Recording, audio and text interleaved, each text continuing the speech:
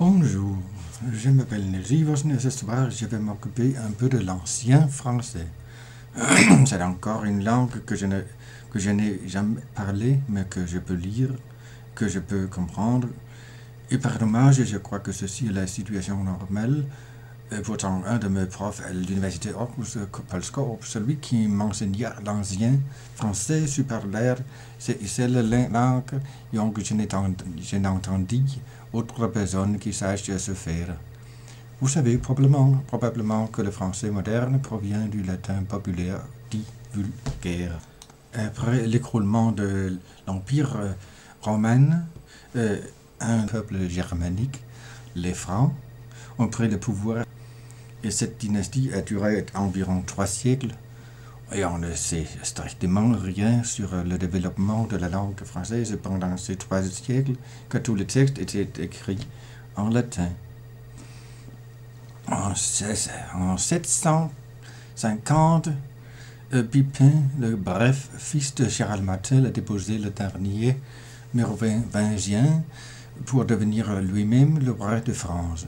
Son fils était Charlemagne, comme la seule langue écrite restait le latin, comme ce fut le cas sous son fils Louis le Pieux.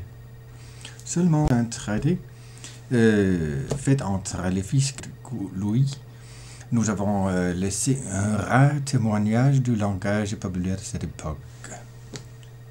Voici une partie des célèbres sermons de Strasbourg.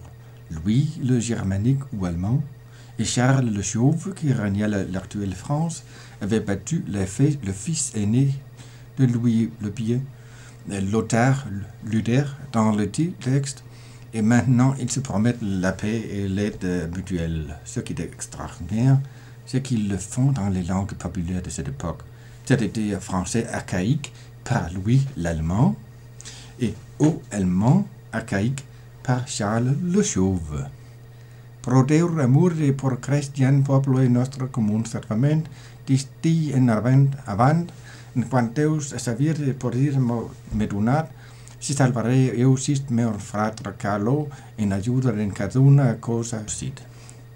Pour l'amour de Dieu et pour le sauvement commun du peuple chrétien et nous, de ce jour en avant, autant que Dieu me donne savoir et pouvoir, ainsi sauverai-je celui de mon frère Charles en aide et en toutes choses, etc. Comme on le voit, la langue de l'époque est très proche encore du latin. Mais après l'année 1000, on voit le début d'une littérature en vrai ancien en français, avec les chansons de Roland comme le premier chef-d'œuvre. Carles lireis, notre impère magnas sed anstus plens ad estet en Espagne. Trescan la mer conquiste la terre altagne. Le Carle de ce texte est évidemment Charlemagne. Le poème raconte un épisode de bataille avec les Sarrasins, c'est-à-dire avec les Maures qui régnaient encore sur l'Espagne. Voici l'ancien français. Et les grands écrivains de l'ancien français sont le nom comme Chrétien de Troyes, l'auteur de La Quête du Saint Graal, et Marie de France, autrice de quelques laits. Les grands noms du moyen français étaient Rabelais, Villon et poète de la Pléiade, Ronsard, du Bellay. Une des différences capitales entre les deux phases est la perte de K. En français moderne, il y a un S partout au pluriel et aucun S en singulier. Comment on le voit? Ici, les Français ont aboli les complications du nominatif en singulier en tant qu'au pluriel. Ce sont les formes régimes qui ont survécu. Apparemment, personne n'a pu savoir quand dire S, quand ne pas dire S. On a choisi les formes sans S dans le singulier, avec S au pluriel. Le roi François Ier est ordonné par l'ordonnance de l'ordonnance de Villers-Cotterêts en 1539 que le français soit la seule langue d'administration dans son royaume. Puis l'Académie française a été fondée en 1635 par le cardinal de Richelieu sous le règne de Louis XIII. ceci a eu un rôle très conservateur pour l'écriture et qui a changé très peu depuis lors. Mais on n'a pas pu freiner avec la même efficacité la langue parlée des Français. Donc, si on veut jouer voyageur temporel et suivre l'histoire de la langue française en arrière, l'écriture est un guide excellent qui mène directement 5 siècles en arrière vers la prononciation et la morphologie du français moyen. Or, il faut savoir quelques détails pour pouvoir utiliser cette source. Par exemple, le R guttural est devenu le R normal seulement avec la Révolution française. Avant, on prononçait un R avec la pointe de la langue comme dans les autres langues romanes. Une autre différence avant la Révolution, on prononçait OI pas comme ouais, mais comme ouais. Aussi disait-on pas roi, mais ouais. Louis XVI. De plus, en ancien français, les désinences de verbes ne doivent point sourds, mais des syllabes bien prononcées. Il y avait d'ores déjà des voyelles nasales 1 et 1, mais I n'était mis nasalisé encore. C'est lui devint chèrement comme la langue portugaise. In devient un et un comme dans la langue moderne. 20. Fin. Sachez aussi qu'il n'était point besoin d'un deux pour lier deux noms. La mort le roi Arthur, le titre d'un roman arthurien, ou regardez cette mythe de l'orchestre du Saint Graal de chrétien de Troyes. Revenons à l'époque actuelle. Une des raisons qu'il m'a été difficile d'apprendre le vieux français comme une langue vivante, c'est que je ne possède pas un dictionnaire du français moderne au français d'autrefois. Le mieux que j'ai pu trouver en ce sens, c'est un dictionnaire digital de freelangue.com. Il n'est pas très bon. Mais pour lire l'ancien français, je suis bien équipé avec ce dictionnaire Larousse de l'ancien français vers français moderne. De plus, je possède Petit syntaxe de l'ancien français, 3e édition. 1930. Première édition, c'était 1919. Ce précis historique de grammaire française par Tauby. Comme ça. Knud Taube, qui est un grand romaniste danois, et cette petite initiation à l'ancien français par Sylvie Bazin-Takela achète. En principe, je ne suis pas très content avec cet état de choses. Je voudrais vraiment bien apprendre le vieux français comme n'importe quelle langue, mais pour le moment, je ne pense pas que j'ai des ressources suffisantes pour l'apprendre comme une langue active. Il doit rester passive. Au revoir. Que Dieu vous garde. Hello. Now it's time for the summary. This video is more about Old French than in Old French.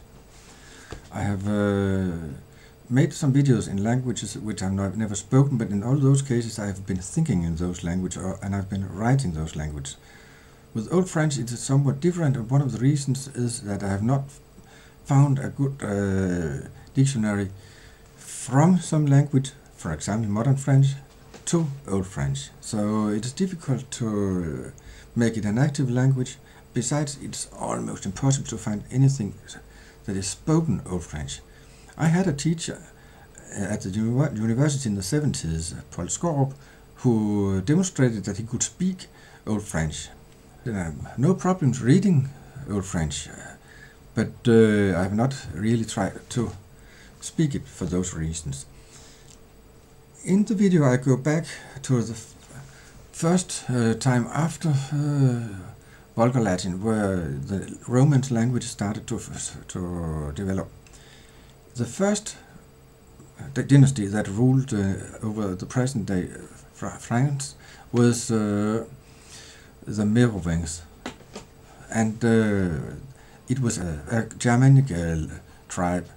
The Franks arrived and they occupied the territory under Clovis or Chlodwig, and the last one was Gilric III, who was deposed by Pipin le Bref, the son of Charles Martel, who stopped the Muslim expansion, and that was the start of the Carolingian dynasty with Charlemagne.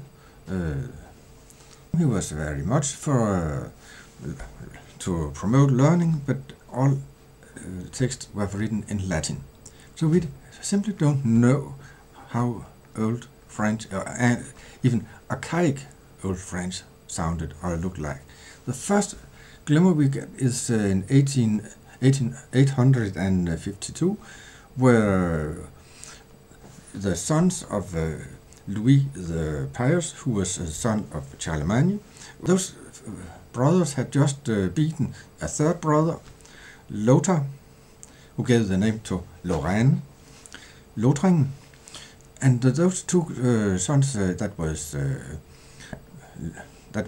Louis the German and Charles the Bald from France, and those two made a promise to each other to help each other and be friends and all that stuff. The funny and extraordinary thing is they did this in the popular languages of the time. So we have got here the first example of very, very, very old French, and it is almost like Latin. Pro Deus amor e pro Christian Pablo, and so on. Then a couple of hundred years pass, and we are in a new era, a new dynasty, the Capetings, after Hugues Capet, and we are beyond the year 1000. And then now the next big step is taken. We have there's a Chanson de Roland.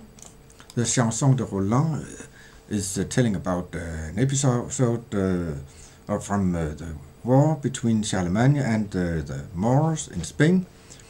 That's not very important for our purposes, but it's something like Carli reis, nostre imperi magnis, set dans toutes plains, or instead en Espagne, tres can mer conquist la terra Altania. That's already looking like French. That's pure Old French, ancien français. Okay, after Old French, what happens? Well, the next step is Moyen Français, Middle French. Just like English, there's a Middle English, there's a Middle French. One of the things that have been pointed out as a difference between Old French and Middle French is the loss of a case system. The first time where French was made the only allowed language for administration was under King Francois I, and that was in 1539. The next really big step was that the French Academy was founded under Richelieu, and this academy had a very conservative role to play. The writing of French has hardly changed since it was founded, but the spoken language has been moving ahead. So now we have got spoken language and written French, and those are quite different. The good thing about this is that if you want to get like a time traveler back to earlier French, you can just read the texts, and the writing will tell you already how to pronounce many things 500 years back in time. So you just have to know a few things. Goodbye.